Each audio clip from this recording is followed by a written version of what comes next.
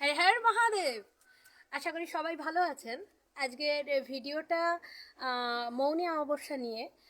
শনিবার অমাবস্যার দিন জেনারেলি সহজে পাওয়া যায় না, আর মৌনী অমাবস্যা 30 বছর পর আবার লাইফে আসবে।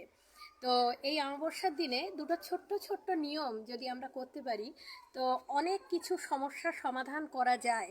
একদিনে কিচ্ছু সম্ভব না, আপনারা বিশ্বাসের সাথে মনোযোগ নিয়ে করুন, দেখবেন বড় ঠাকুরের দৃষ্টি অনেকাংশে কমে যাবে। এবং যাদের কুণ্ডলিতে বা অনেকে জ্যোতিষের কাছে হাত দেখালে বলেন যে পিতৃদোষ আছে, তো এই পিতৃদোষও খণ্ডন করা সম্ভব হয়।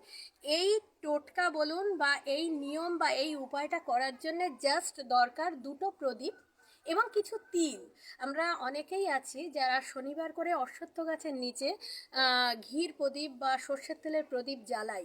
কেন জ্বালাই না, বড় ঠাকুরের কুদৃষ্টির থেকে রক্ষা পাওয়ার জন্যে।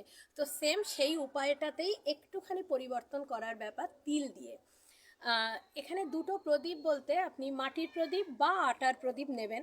আটার প্রদীপ যদি নেন তাহলে সেই আটাতে কোনো রকম নুন দেবেন না, আটাটা যখন মাখবেন তখন নুন দেবেন না। এরপর এই একটা প্রদীপের সলতেটা লম্বা রাখবেন, আর একটা প্রদীপের সলতে মধ্যিখানে অনেকে কর্পূর জ্বালায় যেমন, সেইভাবে বসিয়ে দেবেন। এই গোল যে প্রদীপটা, মানে যেখানে সলতেটা বা পোলতেটা গোলভাবে বসবে, এটা বড় ঠাকুরের জন্যে। এবং যে প্রদীপের সলতে লম্বাভাবে জ্বলবে সেটা পিতৃদোষ খণ্ডন করার জন্যে। এবার যেটা করতে হবে সেটা হলো, আজই এই শনিবার দিন সূর্যাস্তের পর এই নিয়ম করার ব্যাপার। সূর্যাস্তের পর যে প্রদীপটা আপনি লম্বা সলতে দিয়ে রাখছেন, সেটা পিতৃদোষ খণ্ডন করার জন্যে আপনার বাড়ির দক্ষিণ দুয়ারি হিসাবে এই প্রদীপটাকে বসাবেন। প্রদীপের শিখা যেন দক্ষিণ দিকে মুখ করা থাকে। আর যদি বাড়িতে কোনো জলের জায়গা থাকে, যেমন ধরুন এখনকার দিনে যেমন কুঁজো থাকে না বা জলের পাত্র থাকে না, কিন্তু এমন একটা জায়গা ঘরের থাকে যেখানে আমরা জলের বোতলগুলো রেখে দেই, পারলে ওই বোতলের পাশে দক্ষিণ দিকে মুখ করে রাখবেন। এর থেকে আপনি পিতৃদোষ থেকে মুক্তি পাবেন।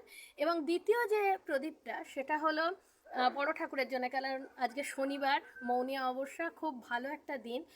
অশ্বত্থ গাছের নিচে সন্ধ্যের পর, অবশ্যই সন্ধ্যের পর অশ্বত্থ গাছের নিচে যখন এই প্রদীপ আপনি জ্বালাতে যাবেন, তখন ডান হাতে 11টা তিল দানা, 11টা তিল দানা আপনারা নেবেন এবং অশ্বত্থ গাছের নিচে প্রদীপটা জ্বালিয়ে পশ্চিম দিকে মুখ করবেন, কারণ বড় ঠাকুরের দিক পশ্চিম দিক।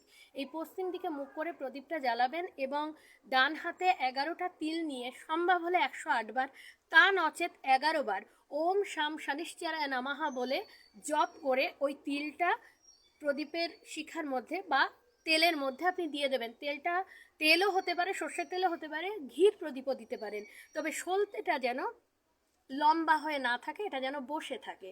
তো এইভাবে জ্বালিয়ে আপনি আর পিছন ফিরে তাকাবেন না, যখন চলে আসবেন তখন পিছন ফিরে তাকাবেন না এবং বড় ঠাকুরের কাছে প্রার্থনা করবেন যে তার যে কুপ্রভাব যদি থাকে জীবনে বা কুদৃষ্টি যদি থাকে জীবনে, সেটা যেন আমাদের উপর থেকে সেটা যেন সরে যায় এবং জীবনটা উজ্জ্বল হয়ে উঠুক। কারণ বড় ঠাকুরের দৃষ্টি অনেক সময় খারাপ হয়, খারাপটা হয় এই কারণে আমাদের কর্মফল অনুযায়ী, কারণ বড় ঠাকুর ন্যায়ের দেবতা। তো আজকে এই মৌনী অমাবস্যার দিন ছোট্টই দুটো উপায় করলে আপনার জীবন থেকে পিতৃদোষ খণ্ডন হয়। যে পিতৃদোষের কারণে ব্যবসা, চাকরি, হওয়া কাজ না হওয়া, এগুলো বাধা থাকে, জ্যোতিষের কাছে গেলে আমরা এগুলো শুনতে পাই। তো এর জন্য তাবিজ কবজ অনেক মানে যাগযজ্ঞ করার কোনো দরকার নেই। এরকম অমাবস্যার দিন এইরকম শনিবার পাওয়া যায় না সচরাচর। তো যখন পেয়েছেন এই নিয়মগুলো করুন, আশা করি জীবনে অনেক উন্নতি আসবে, পজিটিভ এনার্জি আসবে। সবাই ভালো থাকুন, সুস্থ থাকুন। হর হর মহাদেব।